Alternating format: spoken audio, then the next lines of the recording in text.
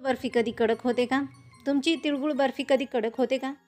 आज मी सांगणार आहे अशी एक गुपित ट्रिक, ज्यामुळे बर्फी होईल अगदी दुकानासारखी चमकदार आणि सॉफ्ट.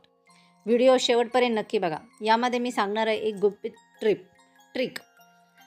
सर्वात प्रथम पांढरे तीळ घ्या, जेणेकरून तुमची देखील ही बर्फी अतिशय चवदार आणि सॉफ्ट आणि शायनिंग होईल. तोंडात टाकतात विरघळेल ही बर्फी.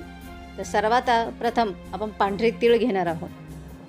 मंद आचेवर पांढरे तीळ हे रंग बदलू देऊ नका.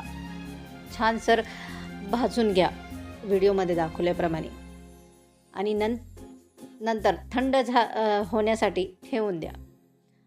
हो मैत्रीण, तीळ गरम असल्यावर थोडं थंड झाल्याच्या नंतर त्यानंतर शेंगदाणे देखील ही भाजून घ्या. थंड होऊन आपल्याला याची सालटे काढून घ्यायचे आहे. त्यानंतर थंड झाल्यावर मिक्सरमध्ये जाडसर पूड करून घ्या शेंगदाणे आणि तीळ.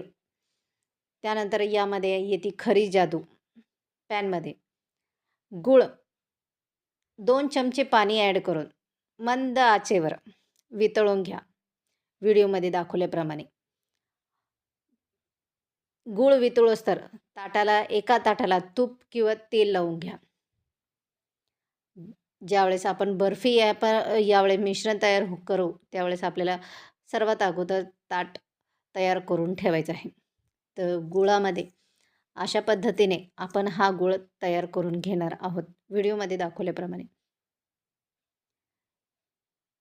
त्यानंतर या गुळामध्ये थोडंसं शिजून घ्या गुळ हा, तर जेणेकरून आपली बर्फी तयार होण्यास मदत मिळेल. तर व्हिडिओमध्ये दाखवल्याप्रमाणे गूळ हा असा बघायचा आहे त्याची परफेक्ट. त्यानंतर गूळ वितळल्यावर त्यामध्ये तिळगुळ आपण जे मिश्रण मिक्सरमधून काढले ते तिळगुळाची पूड यामध्ये ॲड करा. तुमच्या आवडीप्रमाणे विलायची पावडर, जायफळ पावडर आणि यामध्ये सिक्रेट पॉईंट येतो, 1 चम्मच तूप घाला, जेणेकरून आपल्या या बर्फीला शायनिंग लुक येतो. सतत हलवत राहा. एकजीव मिश्रण करून घ्या.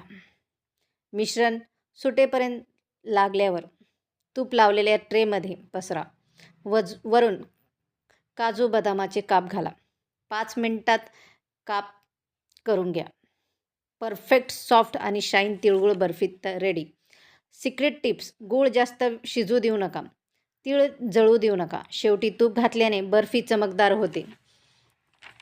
ही रेसिपी आवडली असेल तर लाईक, शेअर, चॅनलला सबस्क्राईब करा अशाच सोप्या सणासुदीच्या रेसिपीजसाठी.